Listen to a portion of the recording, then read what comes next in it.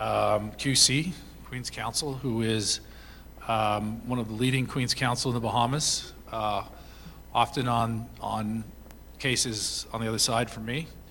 And sadly, there's a rumor that he may be going to the bench soon, but we shall see. And so I guess he won't be there to beat up on me anymore.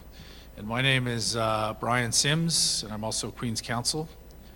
And we're really going to start off with sort of a simple format of just explaining the present status in the Bahamas, how the court system is set up, the present rules, the sea of rules changes that are coming, and then some of the difficulties at the moment with the present rules, which I'll discuss. But first, we're going to ask Justice Winder just to take us through and give us a background from a judge's perspective in terms of the present court system and structure in the Bahamas. Justice Winder. I think this one works. Good afternoon. What I'm going to start off with really just giving a background as to exactly how the system works in the Bahamas. And it's pretty much like I think most systems are. We have a three-tier system. Separate apart from the small claims matters, you have what we call the Supreme Court, which is the High Court in most of the other jurisdictions. You move from the High Court, of course, to the Court of Appeal, and then finally you're at the Privy Council. So at the High Court level, or the Supreme Court level, which is the first layer, from a commercial perspective, whilst there's a commercial division, there isn't, strictly speaking, a commercial court. It's more or less a de facto commercial court. There are about 2 judges who get the commercial matters. But it's really part of the wider civil side of the court. And there are about 5 civil judges who would deal with civil matters throughout the jurisdiction. The rest of the judges, of which total 18, are on the criminal side. But they also do some small, minor civil matters, interlocutory applications, uncontested divorces, vacant possession, that type of things that wouldn't require too much heavy lifting, as it were. Principally, there are 5 judges who could do or would be involved in commercial matters. Myself, including the Chief Justice, another judge who principally gets the commercial work. So, as I indicated, whilst there's no formal commercial court, there is a de facto commercial type of a court. So, from the Supreme Court level, then you'd have the Court of Appeal. And fortunately, we have a permanent sitting Court of Appeal, and which, unlike some of the other jurisdictions like Turks and Caicos or Belize, for example, that has the itinerant court, the court actually sits year-round. When properly outfitted, it should take 6 judges, which, and they've recently remodeled to have the capacity to have 2 panels sitting at the same time. So hopefully, pretty soon we'll have 2 full panels running year-round, 1 civil, 1 criminal, I imagine. And of course, you would be familiar with and it's a court dedicated strictly to Bahamian matters. Unlike, for example, the OECS, that the one Eastern Caribbean Court of Appeal will be functioning for all of the 8 or 9 jurisdictions. And our final court, of course, is the Privy Council, which sits in the same building as the UK Supreme Court, and pretty much shares the same judges. So the level of experience is there. And unlike our Court of Appeal, they're not exclusive to us. So it's all the other Commonwealth jurisdictions would, of course, utilize the Privy Council in the same way that we do. Certainly the ones that continue to send their appeals there. I mean, there is talk of, and there's always been talk, that somehow we may accede jurisdiction to the Caribbean Court or abandon the Privy Council. But I know of no formal or even informal moves. I don't even think the discussion is even being entertained that regularly these days. But I imagine at some point some decision has to be made. But presently, our final appeals do go to the Privy Council. Okay. Now, in terms of commercial matters in the system that we operate, the Bahamas is probably more best described as a hybrid system in terms of we've not adopted the CPR rules that most of the other jurisdictions have adopted. We're still pretty much governed by the old rules of the Supreme Court. I think the Bahamas and Bermuda may be the only two that still utilizes the old rules. But we're a bit different in the sense that we have incorporated case management into our rules of the Supreme Court. And Mr. Moree will speak more about the draft rules that are in place, because there is a move afoot, and we've already approved, as it were, new CPR rules, but there's just some issue in terms of when they will actually be brought into force. And Mr. Moree will speak a lot more on that. I think he may have been on the Rules Committee that approved it. So we're pretty much a hybrid system that utilizes the CPR rules, utilizes the case management aspect of the CPR rules. And they're very similar to what you'll find in the Eastern Caribbean 2000 rules. And this case management came about as an amendment to our rules of the Supreme Court. We introduced what's called Order 31A, which was pretty much an extract of the full case management rules into, we superimposed it upon the existing rules. So case management pretty much replaced the old summons for directions procedure that that used to prevail. So case management then would kick in as soon as the pleadings are closed. That is, the parties would have settled their claim, statement of claim, and after the other party has defended. Of course, if one side hasn't defended, then of course there's provision for early judgments. But assuming it's a contested matter, case management would kick in as soon as the pleadings are closed out, the defense to the claim is in. And then we pretty much operate as would function in any other CPR jurisdiction. And as you'd be aware, case management, of course, takes the control of the litigation from the litigants and put it directly into the hands of the judge. So the judge, from the commencement of case management, would aggressively manage the matter to trial. Right? And some of the when you look at Order 31, Rule 1, it identifies some of the functions or the roles that are entailed in case management.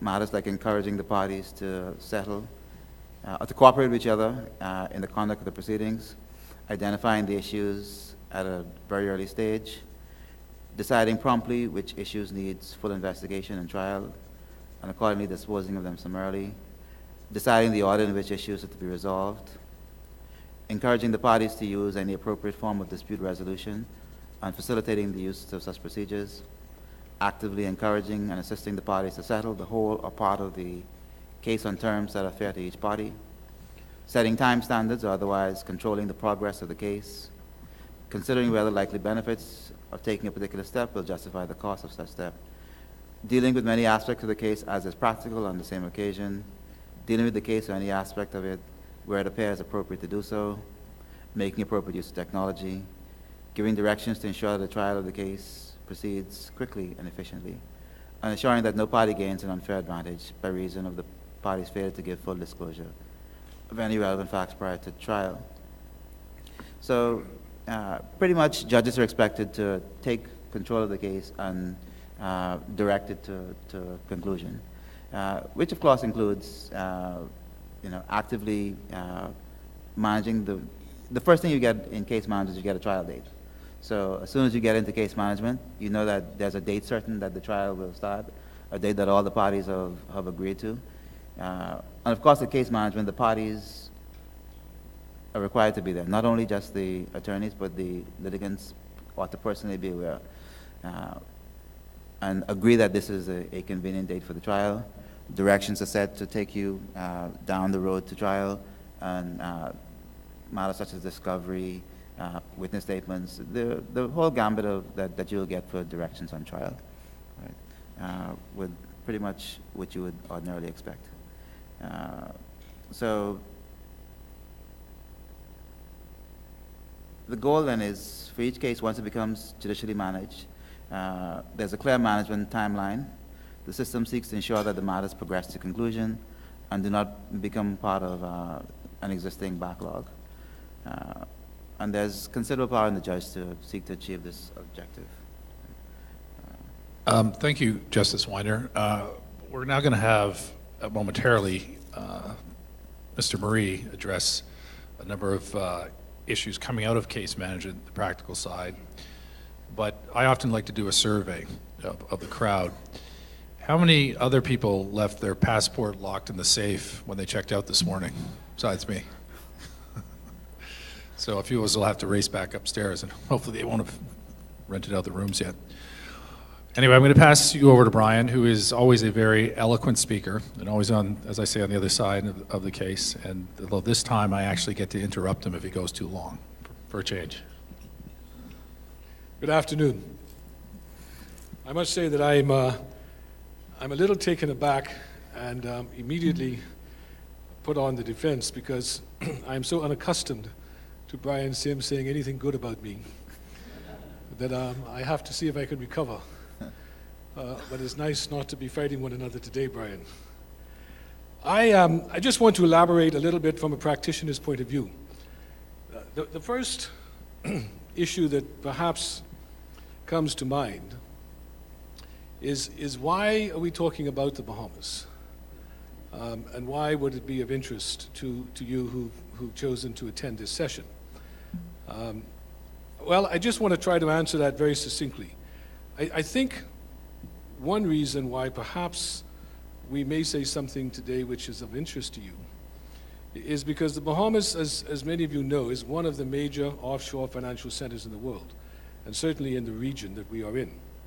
And so, in this era of cross-border litigation, which is literally a weekly event in the life of a commercial practitioner today, I think you will find many similarities between litigating in the Bahamas and litigating in other offshore jurisdictions. I don't know how many of you attended the session just before the bomb scare in this room, but if you did attend that session, you would have recalled that they were talking about jurisdictional arbitrage and why certain jurisdictions are perhaps more suitable and more attractive in certain situations.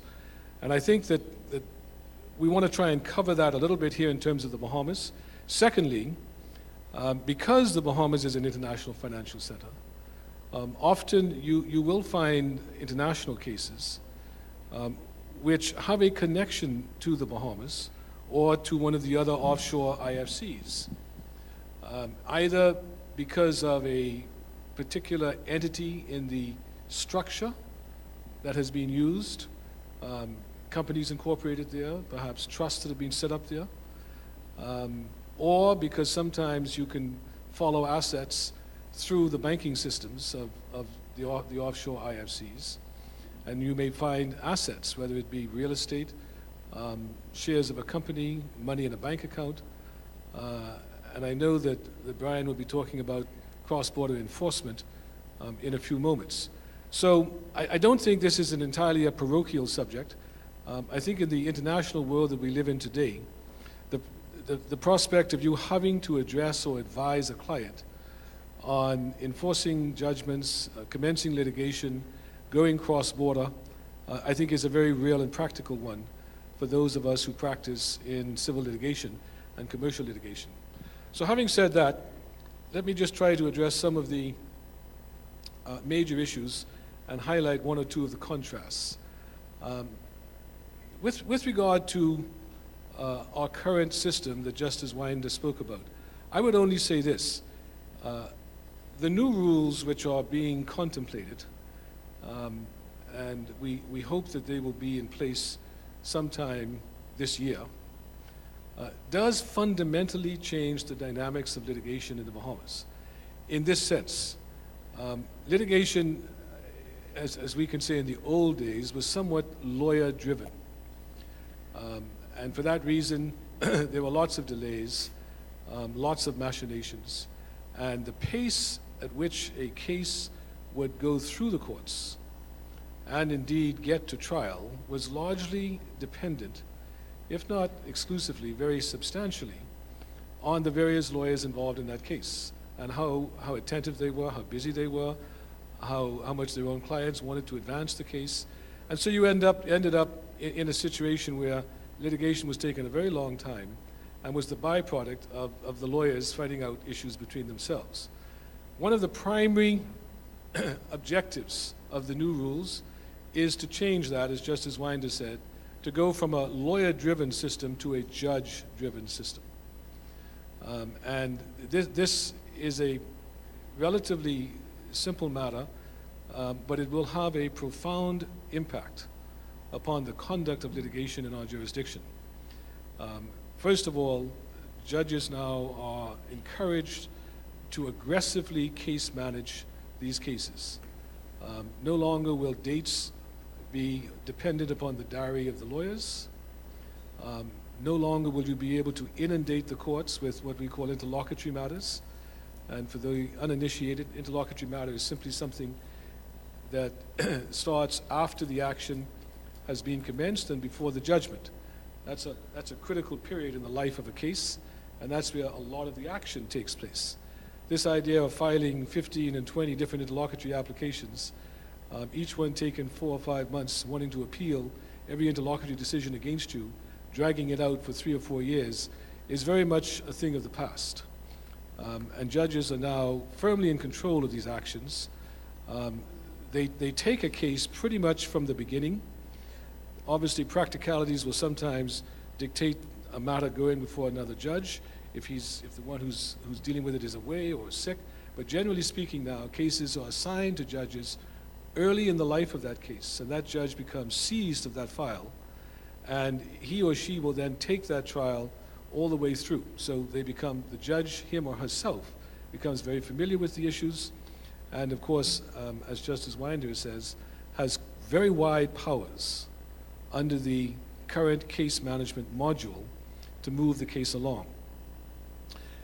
Second point I want to mention, relates to jurisdiction. Unlike our friends in the U.S., the courts of the Bahamas derive their jurisdiction from the territorial boundaries of our country. We do not exercise long-arm jurisdiction, generally speaking, and the general rule, subject to important exceptions, is that the jurisdiction of the Bahamian court is territorial. There are 2 types of jurisdiction, very simply expressed, for the purposes of what I'm saying. One is called in personam jurisdiction, and the other one is called in rem. For the lawyers in the room, you will know what I mean. The typical commercial case in the Bahamas, first of all, is limited, generally speaking, to the territory of the Bahamas. And you have to get jurisdiction in personam over the defendants. The location of assets will not confer jurisdiction on our court, other than in admiralty cases or maritime cases, where, of course, the location of the vessel is what gives the court jurisdiction, which we call an in rem jurisdiction. That's outside the scope of our discussion today. So basically, you have to have personal jurisdiction over the defendants. Now, you can do that in one of 2 ways. You can do that by either, by virtue of the fact that the defendant is physically in the Bahamas. I should say one of 3 ways. First way is if the defendant is physically in the Bahamas, then our courts will have jurisdiction over that person. Secondly, if the defendant wishes to submit voluntarily to the jurisdiction, then of course our courts will have jurisdiction. And thirdly, is if the defendant is not ordinarily resident in the Bahamas. There is a specific order in our rules which allows a plaintiff to apply to our court for leave to pursue the case against a defendant who is not physically or ordinarily resident in the Bahamas. That's called Order 11. I think Brian is going to be dealing with that in more detail, but I will simply say this. If you're talking about cross-border international litigation, and you are representing a prospective plaintiff, or you are advising a judgment creditor who is chasing assets, and you have found a connection with the Bahamas, one of the first things that you will have to consider and get local advice on is whether the Bahamian court will have jurisdiction over the target. And our court has to have jurisdiction in one of those three ways.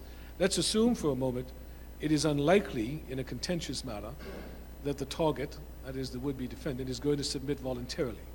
That is unlikely. If that happens, that's a windfall.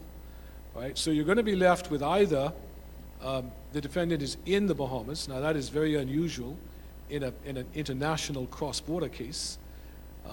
And so you're probably going to be in that third category, where you're going to be wanting to commence proceedings against the defendant, who may be a judgment debtor, or who may be a co-conspirator in a fraud case, or who may have assets, and he or she is not ordinarily resident and they're not voluntarily submitting. So how do you get jurisdiction over that prospective defendant? As I said, the Bahamian courts do not generally exercise long-arm jurisdiction. Well, the answer, and I'll leave Brian to fill in the details, is that your case has to come under Order 11 if you're going to get your case off and running. So that's point one. Brian will elaborate on that, but that's just the general outline. Moving on, once you can establish jurisdiction and you commence your case, I just want to say a few words about the typical journey of a civil commercial case through the courts, because there are major distinctions, particularly with the U.S. jurisdiction. First of all, again, if you were in this session before the bomb scare, you would have heard that they were talking about Moreevas. These are worldwide injunctions freezing assets of a defendant. I believe, in fact, I see one of the presenters here. I think they referred to it as a global attachment order, I believe is what they were saying, out of New York. And you mentioned some of the Florida cases. Well, this was a particularly interesting area, for me at least, because this is a powerful tool in the armory of a litigant. In the Bahamas, that particular type of order is called or referred to as a Moreeva injunction. That's M-A-R-E-V-A. That comes from an English case. In England, they now call it freezing orders under the CPR. We still call it a Moreeva. The importance of it is this. It is a pre-judgment attachment, right? Pure and simple. That is vital in the international fight for assets, because in the absence of a pre-judgment injunction, the minute you serve your defendant and he or she or it is alerted to the fact that they are about to be joined or have been joined in an action, of course, if they are of the ilk that they're running away and defrauding and hiding assets, the first thing they're going to do, of course, is move the assets and make it much more difficult to make themselves judgment-proof. That is why you need to freeze the assets. You need to close the gate of the stable before the horse bolts. So the horse will be in the stable if and when you get a judgment.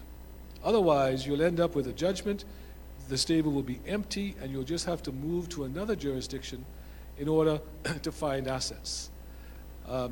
This type of order has been around in the Bahamas now for some time, and it is, as I say, extremely important in these international cases. Now, there are restrictions on it.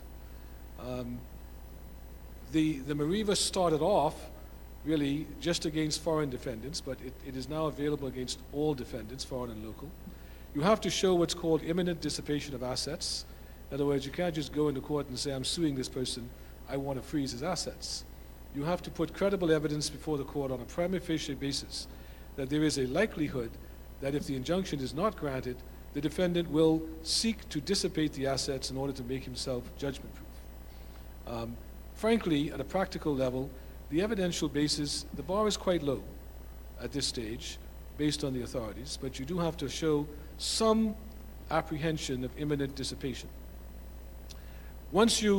Now, also, and this I found particularly interesting in that earlier session, our courts, remember what I said about in personam jurisdiction, our courts, following the English courts, had to deal with this question of, well, we can certainly restrain assets of the defendant within our jurisdiction. There was no great leap to do that. Once the courts decided they had a pre-judgment jurisdiction to grant an injunction, it was a given that that injunction could cover all assets within the jurisdiction. The challenge, in terms of the utility of this new weapon that was being developed under the common law, was could it be used to capture worldwide assets of the defendant? Bearing in mind, our courts don't exercise long-arm jurisdiction, and we don't get jurisdiction based upon an in rem principle other than in admiralty cases. Now, I must say that this required some ingenuity. The law on this is now quite settled. The way the courts approached it was this. They readily acceded that we cannot encroach upon the jurisdiction of another country and thereby offend the principles of comity, which all courts seek to recognize. So if I'm in the Bahamas and I can find, I have a defendant, I have jurisdiction over him, I have a case and I want a Mariva, and I have evidence that he may have assets in other countries. I don't know all the details yet. I don't know the full extent of them, but I have evidence that he has jurisdictions outside the Bahamas. I go to the Bahamian court and I say, I want a worldwide injunction. Well, the defendant's lawyer comes in and says, you can't exercise long-arm jurisdiction. These assets are in a different country. You can't encroach upon the jurisdiction of the foreign court, so you've got to restrict your order to local assets. The courts developed, with some commendable ingenuity, a response to that argument. They basically said, we are going to exercise jurisdiction over worldwide assets. We're not going to restrict it to local assets. And here's the jurisprudential basis. We're not taking our jurisdiction from the assets themselves, and we are not telling other courts what to do, and we are not exercising jurisdiction over custodians of those assets if they are in different countries. So let's say, for instance, my defendant has a bank account in the Cayman Islands and in Jersey and in Hong Kong. And he also has a bank account in the Bahamas. The Bahamian court makes an order over all these assets. And the basis upon which the court does it is an in personam jurisdiction over the defendant. In other words, the order is not directed to the Hong Kong bank. Okay. It's not directed to the Hong Kong bank or the Cayman bank. It is directed to the defendant. The Bahamian court has jurisdiction over the defendant.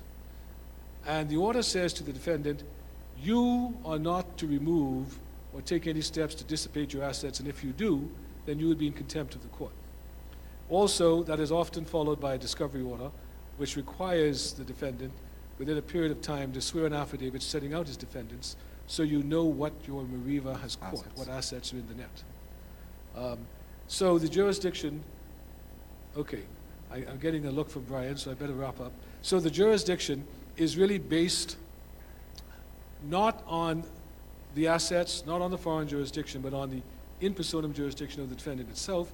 And so our courts now regularly make worldwide Marivas in commercial cases, and they've proven to be very useful.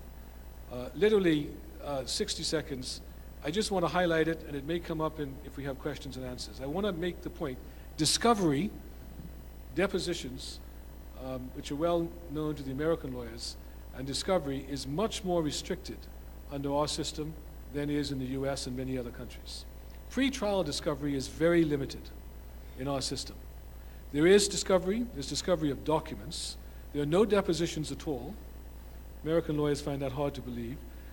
We do have interrogatories, which are written questions, but no depositions, no pretrial oral examinations, and you have to be much more skillful in terms of seeking out documents because our rules tend to be much more restrictive. I'll leave it there. I think what I'm really saying in summary is that the Bahamas is very much a part of the international community. It is a regular player in cross-border international cases. We collaborate closely with other courts. There are principles of comity which are recognized at the highest level, and litigating in the Bahamas these days has become a very significant international exercise where you are often involved in litigation involving 3, 4 multi-jurisdictional areas, and the courts have worked out protocols in order to deliver what is the justice of the case. And I conclude by that song that we all heard when we were young kids in Disney World. You know the one, "It's a Small, Small World"? Well, that I think really does describe the state of the international community these days. It is a very small, small world. The fraudster is finding it increasingly more difficult to find a safe harbor. Thank you. Thank you, Brian. I'm going to address some of the problems that occur under our present rules. And really sort of, I guess, because Brian's saying a point, I should take the other side, and that is fraudsters have rights too, particularly in the court system. But we have some examples presently under our system which probably help the fraudster. Our rules, Supreme Court rules, were created in 1978, and essentially we adopted the English Order 11. So as Brian explained, the court only has jurisdiction if somebody is within its borders and served, or you get leave under Order 11. And there are specific instances, breach of contract, etc., and there's 7 or 10 of them. One of them, the first example, is assets. We don't have that under our Order 11 rules. So in England in 1984, they recognized this problem. They amended their Order 11 at the time. We never did that in the Bahamas.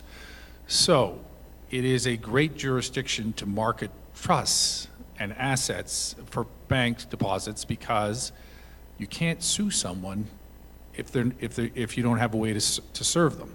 And simply having an asset in the jurisdiction doesn't create a way to serve them. So lawyers, being clever, as we are, or some of us are, of course, then decided to sue not only any particular defendant, but to sue the bank, first of all, that got the money. Now, the bank, in order to have a cause of action against the bank, you would have to show that they had knowledge of, if there was an underlying fraud or some sort of proprietary claim, you'd have to, the bank would have to have knowledge to really be a sort of a constructive trustee. So often, there's a letter before you actually start the action putting the bank on notice. But the problem still exists under Order 11. It's part of the new rules, and both Brian and I were on the Rules Committee, and we're hoping that they're going to come into effect that's going to alleviate that particular problem. Another issue that we have is Brian discussed a Moree injunction and a freezing injunction. And Brian does stick with Moree injunction. That's mainly because his office building is called Moree House, and I don't think he wants it to go out of style. They'd have to change the name to Freezing House. But often it's referred to today as a freezing order. So in England, there was a debate in the case of Siskina and Mercedes-Benz over whether you could give what's called a freestanding Moree. No case in your jurisdiction, but you want to seize an asset to assist some other proceeding somewhere else in the world. And we had a case which was called Gruber-Torres, and the Court of Appeal came down probably 10 or 15 years ago and ruled that you cannot in the Bahamas have a freestanding Moree, because they ruled our Supreme Court Act was slightly different in its wording, and therefore 2-1 came down. I think that you couldn't give freestanding Moreevas. So that is something that needs to be remedied. My personal belief is if the right case came along and that issue went to the Privy Council, which you'd have to do because the Court of Appeal will be bound by its own earlier decision, I think that in today's world, the Privy Council would find you probably under the common law could give a freestanding Moree. However, I believe that that will be addressed again by the rules. One of the other issues that we have is until recently, it was thought in trust matters there was a difficulty serving beneficiaries because they don't a trust matter, and it doesn't necessarily have to be a hostile proceeding. You know, often you have administrative claims. So in a trust case, you want to serve the beneficiaries, and there was no basis under Order 11.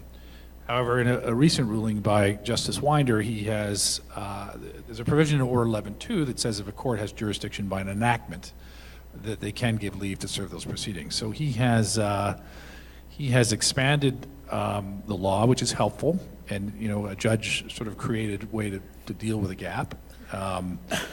And so now, you know, for trustees doing administrative matters, there is a route to properly serving people. And actually, the issue hadn't really come up before because often beneficiaries simply just appear. And sadly, I was the one that raised it and got ruled against on. But the law is at least now clear. Another example of why our rules need to be updated is a case that I'm doing, which is in the Court of Appeal, and we won at first instance, which there is no provision for a liquidator under the Companies Acts to serve a creditor outside of the jurisdiction. So you cannot effect a clawback against a foreign creditor, which is a bit ridiculous considering we have however many companies are on the registry, probably 50,000, whatever it is in the Bahamas. And they're used primarily by foreigners, but that is the state of the law. And again, it's a historical anomaly because there were changes. You know, our Companies Act, as many do, in bankruptcy obviously arose, company liquidations arose out of sort of the history and the procedure of bankruptcy, because before we had companies, we just had individuals. So all the case law was on individual bankruptcies. A lot of Companies Acts, including the UK, up until recently, all simply would adopt the Bankruptcy Act in terms of, clawback provisions, and saying, you know, it had to be a trader, it had to be done with view of preferring this particular creditor over another. The difficulty was that in the Bahamas, our Bankruptcy Act is 1883, where our Companies Act is modern, but it adopts the Bankruptcy Act. And so the effect of that is, of course, in 1883, nobody ever thought that a bankrupt would be anywhere outside of, you know, I don't know how many people watched Black Sails, but there wasn't much going on in the Bahamas back then, just a few pirates and one governor passing laws. So it simply wasn't in the contemplation of the act. And then, you know, there were certain other changes where in England, you know, we adopted the 78 English Supreme Court rules, but by 1978, England had created their own regime for serving proceedings out in liquidations and bankruptcies. But so when they passed their Supreme Court rules, they said they don't apply to bankruptcies or company liquidations, and we adopted those rules wholesale. So you can't even apply Order 11. Even if you could apply Order 11, you know, a claim of a clawback is based in a restitutionary claim, which is unjust enrichment, and there's nothing under Order 11 that deals with the concept of unjust enrichment. You know, there was an attempt in the 40s to say it was a quasi-contract. But so the long and short of all this is our rules clearly need an updating and a revamping. Lawyers have been clever, judges have been helpful in trying to leap through these gaps because, you know, sadly, nobody wants to help a fraudster from the fraudster's perspective. But it is a global world, and, you know, and I think the Bahamas is being called to task on a number of these issues, which is part of the reason, part of the reason for updating the legislation and for the rules committees, so that really the roots can be clear as opposed to having to seek a clever argument and the assistance of a judge. So those were really just some of the examples that I wanted to give, and I think we'll probably, unless any of the panelists have anything to comment on either what I said or if they want to comment on each other, we might open it up. We're 2:20, so we have about 10 minutes to any potential questions, and we will not take any questions from Ed, Dan, or Martin. But Ed's already got his hand in the air. Okay, go ahead, Ed. I've had the pleasure of being adverse to Brian, and I've got the honor of retaining both of your firms right now in different matters. So I want to make sure that the comment I'm about to make, you understand, is not directed to any case that we're working on now. But my first question is to Justice Winder. We had a case in the Bahamas a few years ago, in which 4 times we flew to the Bahamas, 4 times we were prepared for hearing, and 4 times a junior associate was sent into the court to say, "My lord, may we have an adjournment?" Each time that adjournment was granted. To my way of thinking, that is so unfair to the justice system of the Bahamas. It is so unfair to the litigants, and it puts the power in the hands of the defendants to drag a case out and add cost to a case. Is that still the practice in the Bahamas? I hope it's not. Because here, if an associate showed up or a lawyer showed up and said, "I'm not ready for court," without a darn good reason, the judge would destroy them, make them go forward anyway, and tell them to notify their malpractice carrier. So I'm asking because we want to litigate in the Bahamas more, but we have to tell clients, sell clients that this makes sense. It's a good thing to go to the Bahamas. And I ask not to put anyone on the spot, but really it's in the hands of the judiciary to stop that. And this was not you. It was certainly a judge that's not a judge in the Bahamas anymore. But I just want to know where the profession, to where it has evolved on this point. That's my first question. Can I ask the second one, and I'll turn it over to you. My second question is, what is it we have to do in the international legal community to get Order 11 changed? I understood that there was draft legislation that had been put forth to the Prime Minister or the Premier, I'm not sure who, about this point. It's apparently a very small change that needs to happen to conform it to English law, because it leaves the Bahamas, unfortunately, and we've seen it in these conferences, where they're labeled as the Pirates of the Caribbean, when that's a gross overstatement.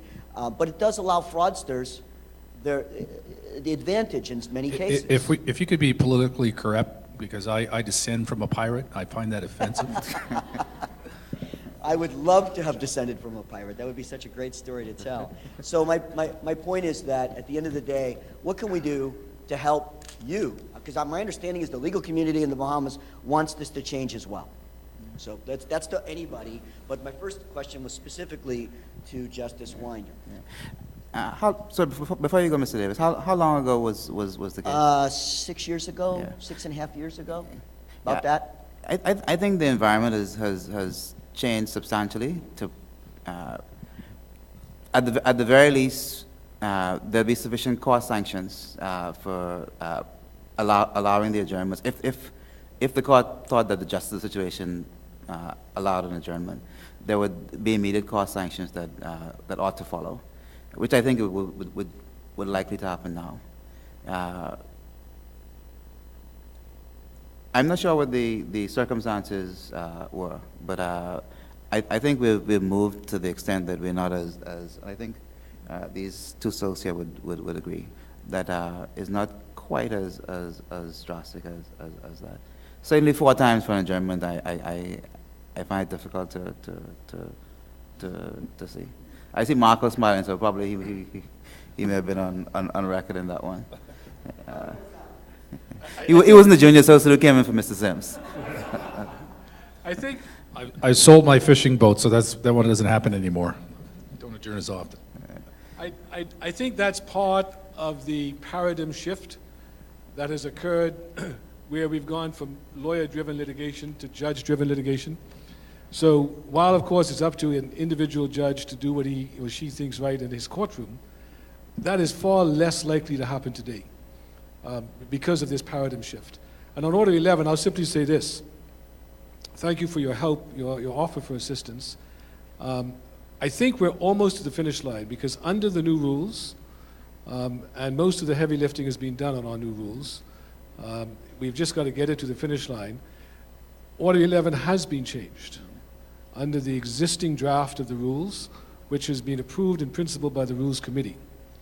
And under that Order 11, which is called something else now, you actually, the location, the foreign judgment will confer jurisdiction under Order 11, which will make a big difference in terms of enforcing foreign judgments. So I think in both instances, we've seen some fairly major changes, and I think Order 11 will be a thing of the past, I hope sometime before the end of this year. Yeah. And just in that, the Order 11 would be so drastically changed that it technically would not even exist, to the extent that you don't need leave, you wouldn't need leave anymore. the other side would have to come and justify why it's not a case that should be heard here. So you can pretty much commence your action and leave it to be justified afterwards. Yeah. It essentially is a adoption of the New Zealand rules with a slight Cayman flavor and an English flavor added in. So they are very progressive. They do take a lot of applications out of the court's hands that they no longer need to be made, so things can move much quicker. It front loads a lot of the work, which is quite deliberate. I mean, under the old system, and this, of course, will encourage settlements much earlier. There are a lot of pre-action protocols that you have to follow, and you have to do as a lawyer, you actually have to know your case far better, much earlier, under the new rules than under the existing rules. And I think that's also going to affect the volume of the cases, because more cases are going to be picked off. And there's an aggressive ADR module, which is also going to pick off a lot of cases, alternative dispute resolution, where through mediation and conciliation, provided the proper infrastructure is put in place to support this module, that's also intended to suck up a fair amount of volume to pick off cases earlier rather than later. So I think it is going to be a very profound change and hopefully result in greater efficiencies, which will make us more attractive, I think, to the international market.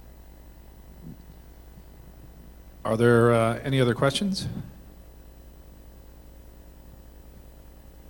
Okay, well, I think we're just about at our time now anyway, maybe a couple of minutes ahead, but I'd like to thank you all for making the effort to come back this afternoon in light of the bomb scare. And no doubt, I think that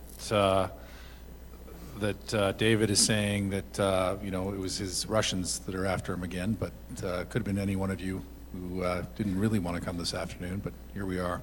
And I'd like to thank also both of my panelists for coming along on short notice. They put this panel on quite late, and we appreciate the effort by both of them. Thank you very much.